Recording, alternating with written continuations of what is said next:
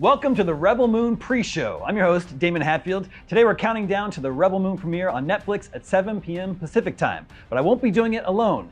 Joining me in a bit is star Sofia Boutella and director Zack Snyder to chat all things Rebel Moon. But first, Netflix has partnered with Xbox to create a one-of-a-kind Xbox modeled after Jimmy from the film. For a chance to win, head over to the Xbox's Twitter account, follow it, and retweet the giveaway post. Speaking of Xbox, it appears the cast of Rebel Moon is also charting other universes. They actually jumped into Starfield on that custom Xbox. So make sure you check out the Let's Play after the Rebel Moon premiere. But now, let's get an introduction to some of the amazing characters Zack Snyder created for Rebel Moon. When we first meet Cora, she's on Velt, a very simple, peaceful planet. She's working as a farmer, but she's a seasoned warrior.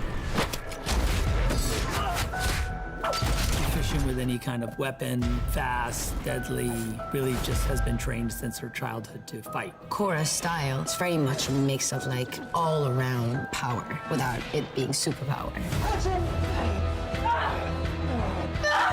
We had a solid 2 months of just conditioning and preparing the body to get to that place. I don't think I've ever fought this way before. It's never been so intensely packed, and it's never been so gruesome and brutal.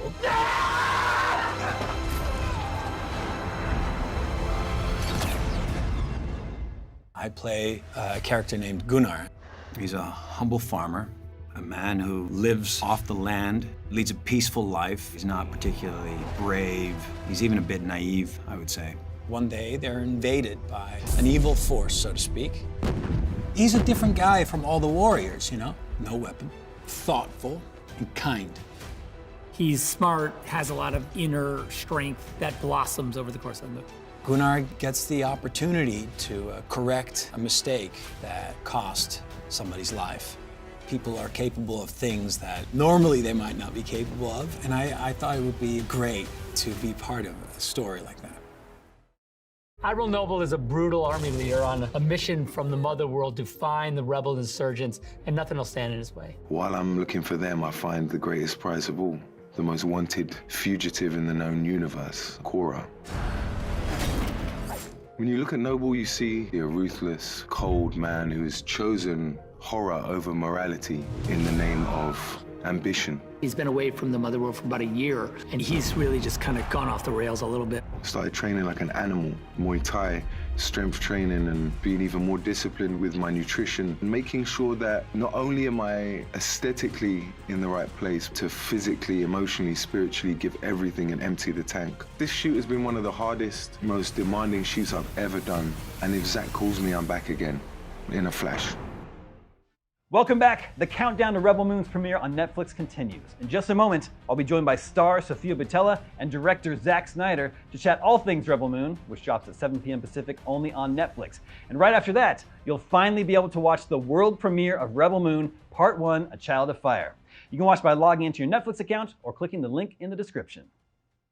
Kai is a great person to have on your team. He's like a Swiss Army knife. He's got all kinds of skills, including being an incredible pilot. He's also a fixer with an extensive network, and that's how he gets stuff done. Kai carved out this weird little niche for himself where he just traverses both sides of the line. He felt like he had some of that rascality and danger. I could help you. For a small fee, obviously. He just stands on his own 2 feet and puts up his middle finger and says, this is what I'm doing, and if you don't like it, come get some if you think you're big enough. You might want to hold on. Tarek is a man like many of us who has the feeling like he's failed. When we find him, he's kind of in a state of disarray. Tarek, and he's again like super athletic. He's kind of feels like an outlaw. He's made some bad decisions, but in the end, we realize that he has a heart of gold because he puts his desire to help the oppressed first. We can't let Titus and the others do all the work. I like to call him the Feral Prince. He falls far, but this is a story of him coming back to that place. Are you ready? Follow me!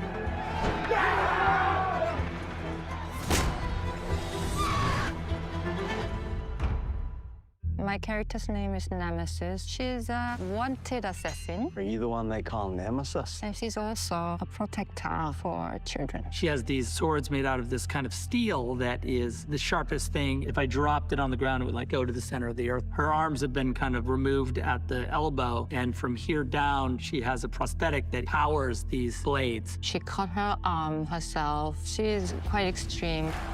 This movie required a lot of weight training and stunt training because there is a lot of action sequence. If I have a fight sequence, we work on the stunt every day, like 2 hours. Our stunt team worked on it and created this beautiful choreography.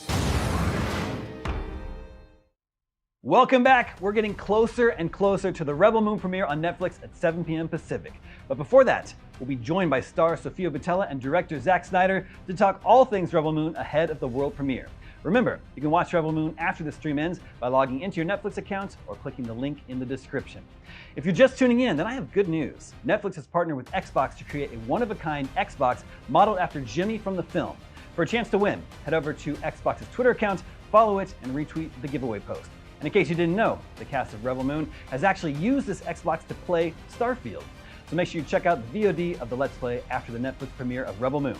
Let's meet the last of the amazing characters of Zack Snyder's Rebel Moon. General Titus is an amazing character. He happens to be a trusted and one of the most devoted warriors for the Imperium. He is this insane warrior, amazing military mind. An event happened where he was forced to make a decision between doing his duty and doing what he thought was right. Ended up a wanted AWOL general. He has a compassionate heart, which is contrary to what his career demands of him. He's often in conflict with what he's asked to do. The universe that's been presented by Zack is an amazing world. To me, the story feels so much more real and so much more impacting. I'm just really excited to be part of this film. I played Daemon Bloodaxe. He's a liberator, first and foremost, and I believe Daemon is someone who leads absolutely with his heart and his soul. Bloodaxe is a great warrior, strong, incredibly self-sacrifice is a thing that he believes in, for a greater cause. A lot of what Daemon has at his disposal are the remnants of the battles that he and the Bloodaxes have fought over the course of this rebellion. He has this massive weapon, a sort of trophy, as it were, from one of the elite guards that he had taken down. I had about a month built in prior to shooting in order to start training, and that is extremely helpful. You get into the body of the character in a different way.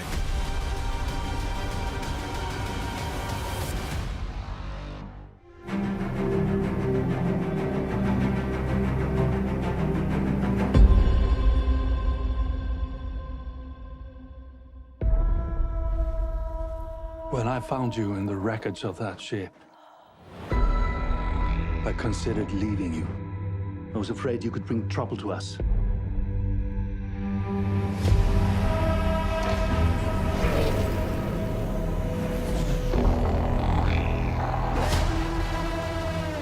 What do you think they want? Everything.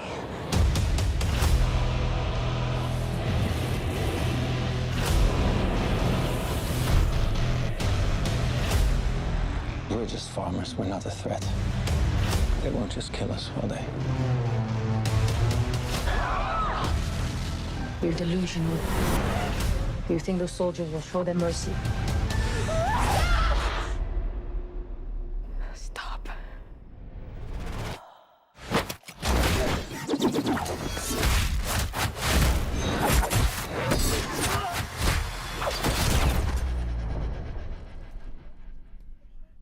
We're gonna have to fight.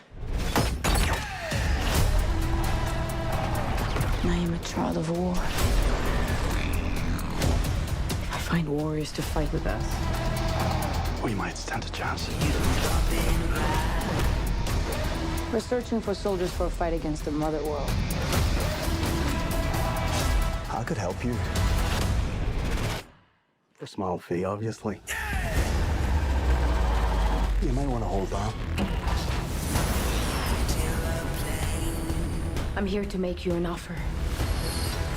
To give you a chance at redemption. We are beyond redemption. What about revenge? This isn't just pursuit of revolution.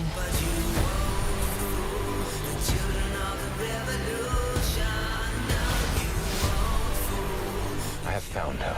The most wanted fugitive in the known universe.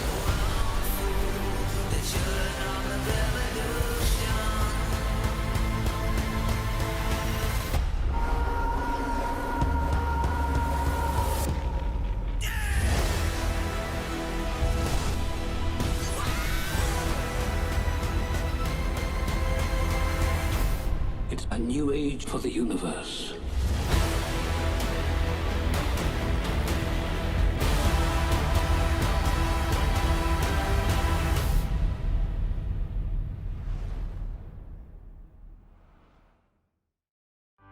Hello and welcome to the Rebel Moon pre-show. I'm your host, Daemon Hatfield. You just got a taste of the Rebel Moon universe with a look at some of the characters from the film, which premieres only on Netflix in about 30 minutes. To hype you up even more, please welcome star Sofia Boutella and director Zack Snyder. Hello there. Thank you very much. Hi, thank you. So exciting to finally be unveiling the film to the world, I'm sure.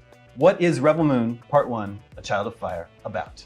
It's really about this farming community on the edge of the universe that gets visited by this force of soldiers that's looking to be fed. And so requests from the villagers, all of their food, all of the stuff that they've grown from the labor of their work. And they're afraid that if they give all that over, that they themselves will starve.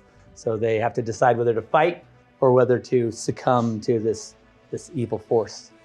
And there's kind of a journey to sort of put together a...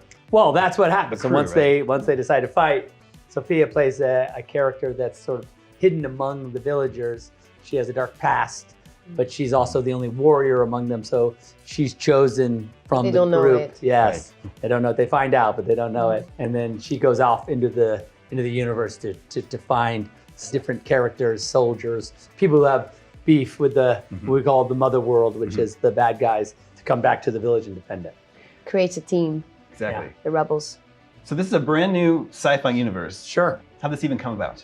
Really, in the end, I would say it's a love letter to sci-fi fantasy films that I've loved my whole life, starting like in '77 with Star Wars, and all the way through my sort of adolescence and then my high school years, and then kind of I always say it kind of got bookended by Blue Velvet, and like. That's kind of that was the end of my innocence, but everything up to that point, really kind of just really sort of shaped my aesthetic and my love of fantasy and sci-fi, and so this idea has been sort of bubbling in my head for since then. Getting a chance to show it now, to the world momentarily is super exciting for me. Now, Sofia, you play Cora. How does Cora fit into the story? Basically, we just meet her on that distant planet, having chosen a life for herself that is way more peaceful than where she comes from. And we find her at a place where she has a deep gratitude for being alive and for having found some sort of peace, even though her internal peace is not fully met yet at that point.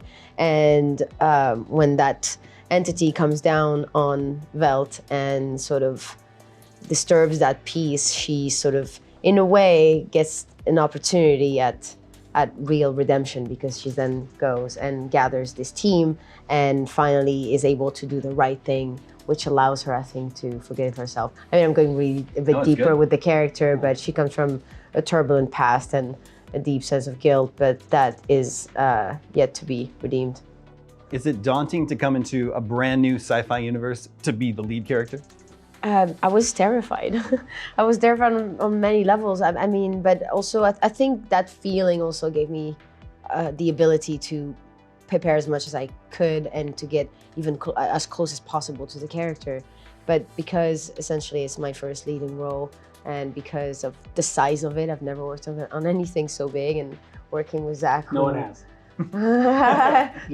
What about you? What, work on something that big? Yeah. Was it I bigger? don't know. I mean, just 2 movies is already like Right. we made 2 movies back to back, Yeah. so it was Sure. not a small endeavor. Sure. Everyone out there, you're gonna get to meet Cora soon, but before they do, Zach, is there anything you want audiences to know about the universe of Rebel Moon? I guess just that it's like really in the end, it's a wholly original world that we created, and we've done tons of work to create, whether it be aliens and landscapes and complete cultures.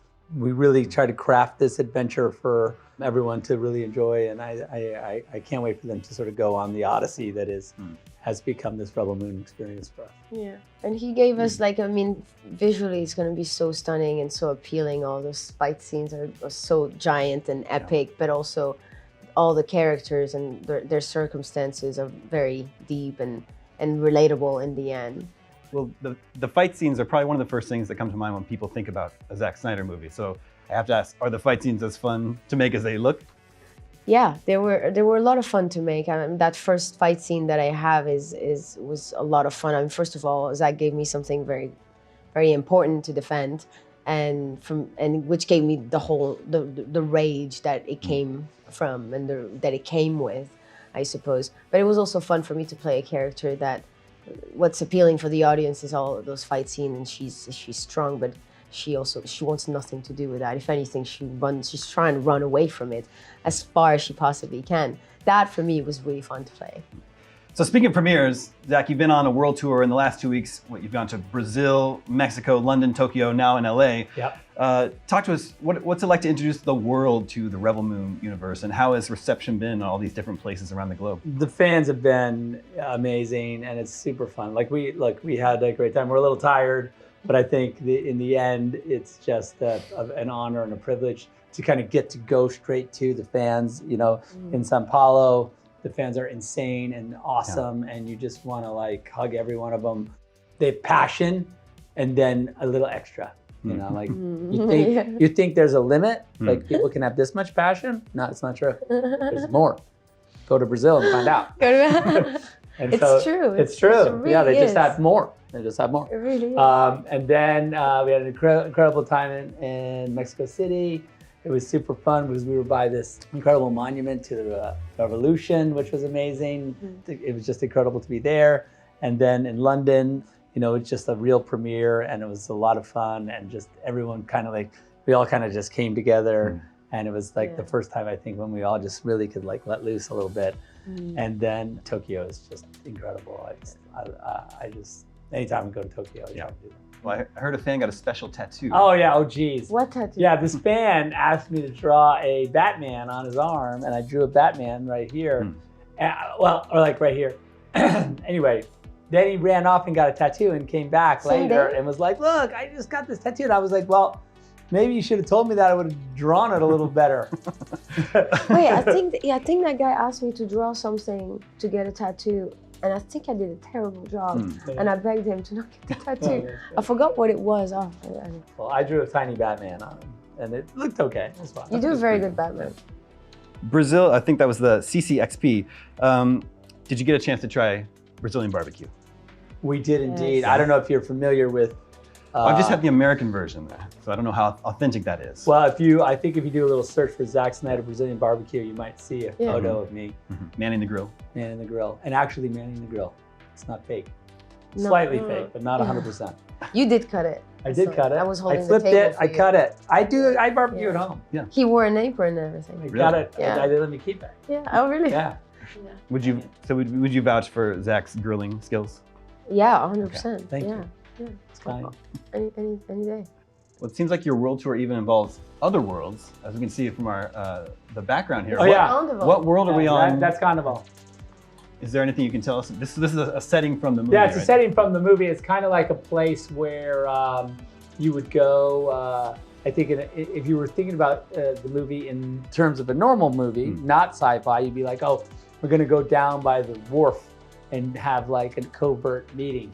Sofia, do you have a favorite planet or? I love Daggers. I love Daggers just because how vast it was. All those corridors were real, and every little detail that in the noodle shop was just so. Everything was practical and felt exactly how you see it in in the film, and to just be in that space, real life, real time, and this is just, I don't know, so it was a lot of fun. Well, there are so many different locations. It must have been a real challenge building, first designing them all, Yep. and then creating them, right? Yep, really a huge challenge. I mean, the design aspect of the movie was incredibly, it was fun, difficult but fun, but that's when you really see it sort of come to life. Mm-hmm. And building it is always like a treat, because once you kind of have the sets designed and you walk on stage one day and they start to shape it up, Mm-hmm. and you're like, oh, that's cool, that's where this is where the hallway is going to be, this is where the ramp is, you see all the cool stuff starting to take shape. And then we'd be shooting on another stage or something, and then you'd check back in a few days later and suddenly it'd start to be painted, and then again and again, and then suddenly you go in there one day and it's like, whoa, this is the, we can start to make it looks real. I think that even for me, that's a cool thing every time. You never get used to it. All right, since this is an IGN interview, we have to talk about some games. And to celebrate the launch of Rebel Moon, you've actually partnered with Xbox to release a custom Xbox modeled after a certain character from the movie. You can actually see it right here. Look, Jimmy. Fits very well in with our set here. Yeah, it's modeled after the character Jimmy. What can you tell us about this? It's a very faithful reproduction of Jimmy, other than being square. He is a rounded face, but even just looking at the detail that these guys have done for the antler crown is incredible and really amazing. But the textures and everything are really, it's cool. It's literally what Jimmy looks like. And this is Sir Anthony Hopkins' character. Yeah, Hopkins voices Jimmy and did an amazing job. And really, actually, the cool thing about Hopkins doing the voice was that originally when I was like, oh, who should we get to do the voice? I had some ideas. And they were like, this was literally like the casting director saying, well, what about Anthony Hopkins? And I was like, what about Anthony Hopkins? Like, yeah, let's get Anthony Hopkins. Sure, why not? Yeah. So that was pretty cool when he said, yeah, sure, that sounds. They're like, well, we'll send him the script and see what he thinks. And I was like, okay. So, yeah, sure. Send him the script. And then he was like, yeah, no, I want to do it. And I was like, what? Okay, that's cool. So, dream big, everybody. That's possible. Yeah. Anything's possible. So when you've got a brand new sci-fi world, there's a lot of world building that goes on in the movie, a lot of kind of sort of new information that needs to be communicated. How long did it take you to flesh out this world? Did it all sort of come together in your mind fairly quickly, or was it a period of years? Oh my God, it's a period of a lot of years. Yeah. I've always been drawing. I would do sort of concept frames from time to time, even when there was no movie, just because I knew about the idea. And I would always I had a file just saved of doodles that I'd done around the concept.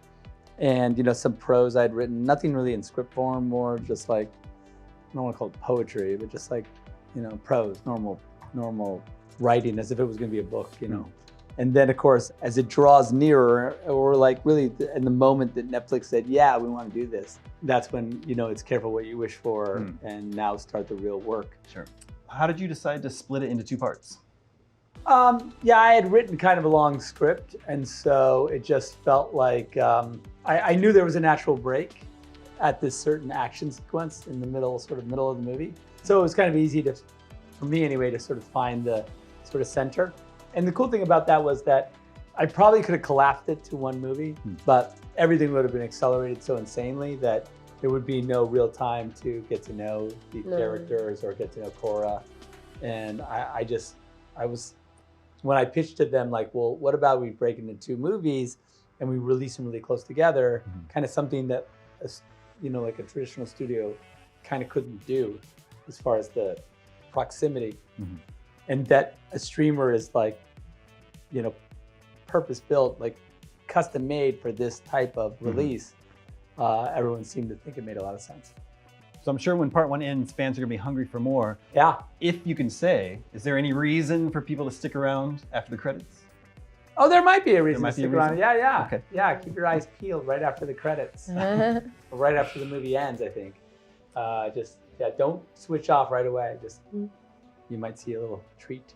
Well, I know it's been a very long time coming. We're just about time before audiences get to finally experience Rebel Moon, Part 1 of Child of Fire. Is there anything each of you wanted to say to the fans out there? Zach?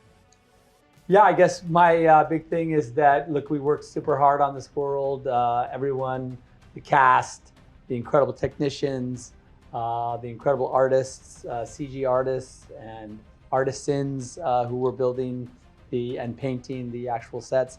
Everyone just poured their heart and soul into it. And I think that it shows. And I think the adventure becomes that much more exotic and that much more exciting based on the just super hard work that everyone put into it. So I hope you enjoy it. We put our heart and soul into that, and we had so much fun in the process also. And yeah, you'll have a lot of fun. Well, Sofia, Zach, thank you so much for joining us. Oh, my Thank pleasure. you. There you have it. Go and join. Can't wait for you guys to see the movie any second, right? That's right. Go and join the Rebels. Make sure to log into your Netflix account or click the link in the description and enjoy the world premiere of Rebel Moon Part 1, A Child of Fire. And for more on all things Rebel Moon, stay tuned to IGN.com and Netflix. Have fun.